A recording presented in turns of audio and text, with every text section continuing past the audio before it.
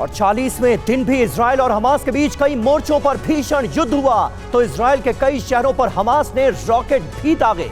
60 second में यह पूरी रिपोर्ट देखिए।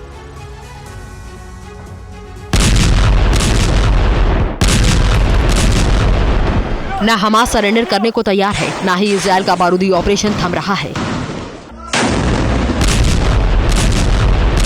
गाजा में हर तरफ विध्वंस और तबाही का मंजर है। उत्तरी गाजा का नामो निशान मिटता दिख रहा है। वेस्ट बैंक में भी लगातार बम बरस रहे हैं, टैंक गरज रहे हैं। वेस्ट बैंक में हमास के कई ठिकानों पर इजरायली फौज कब्जा कर चुकी है। गाजा की संसद से लेकर गाजा के बड़े अस्पतालों को भी इजराइल अपने कंट्रोल में कर चुका है। हमास के कई लड़ाके और बड़े कमांडर भी मारे जा चुके हैं। किसी पल तो ऐसा भी लगता है कि अब हमास सरेंडर कर देगा, लेकिन इजराइल के बेहद विध्वंसक हो चुके हमलों के बावजूद हमास झुकने को तैयार नहीं है। इजराइल के शहरों में हमास के हमले जारी हैं। इस बीच इजराइल के अश्कलोन शहर पर हमास ने कई रॉकेट दागे। इन हमलों में अश्कलोन के कई मकान क्षतिग्रस्त हो गए तो सड़कों पर खड़ी कई कार भी ध्वस्त हुई। हमास के रॉकेट हमले अब रिहायशी इलाकों में इजराइल के नागरिकों को निशाना बना रहे हैं। इससे इजराइल के लोगों में दहशत बढ़ गई है तो इजराइल के डिफेंस सिस्टम भी कुछ रॉकेट को रोकने में नाकाम साबित हुए हैं।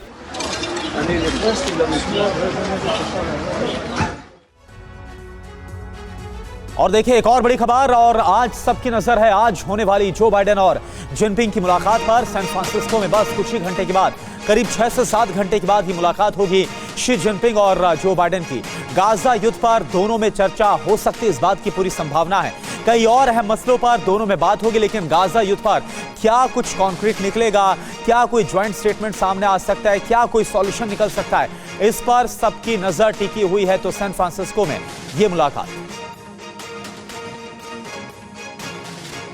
आज पूरी दुनिया की नजर अमेरिका के सैन फ्रांसिस्को पर है, जहां अमेरिका के राष्ट्रपति जो बाइडेन और चीन के राष्ट्रपति शी जिनपिंग की मुलाकात होने वाली है। थोड़ी देर बाद होने वाली इस मुलाकात की अहमियत इसलिए बढ़ गई है क्योंकि इस समय दुनिया के 2 वॉर फ्रंट पर कई देश एक दूसरे के खिलाफ बंदूक ताने खड़े हैं।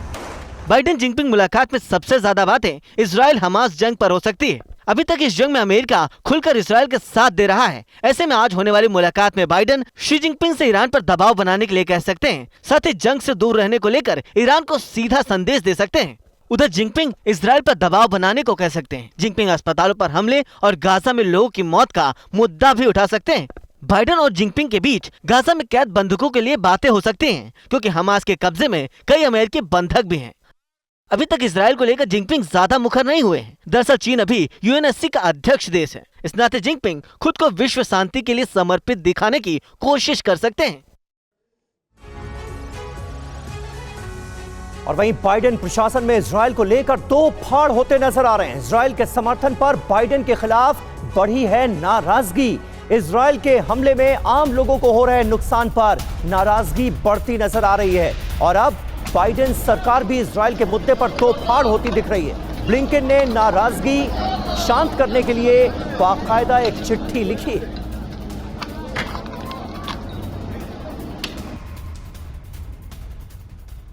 और देखिए एक और बड़ी खबर है, गाजा में इजराइल के एक्शन पर बाइडेन की नजर है।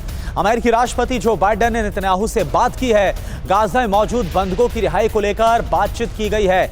जल्द बंधकों की रिहाई को लेकर हो सकती है कोई डील। ये बहुत बड़ा संकेत इस बातचीत से निकलकर सामने आ रहा है।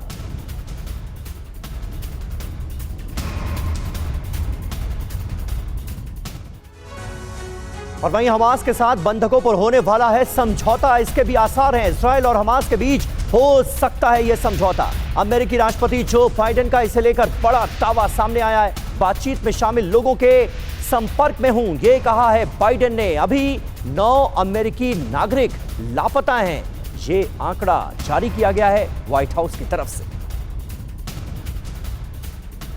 और देखिए एक और बड़ी खबर, युद्ध के बीच बंधकों पर हो रही बातचीत पर यह बहुत बड़ी अपडेट आ रही है। बंधकों को छोड़े जाने की बातचीत में आ रही है रुकावट।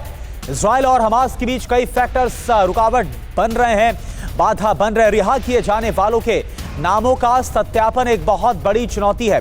हमास से जुड़ा कैदी नहीं रिहा करना चाहता इजराइल, तो ये एक बहुत बड़ी रुकावट के तौर पर सामने आ रहा है।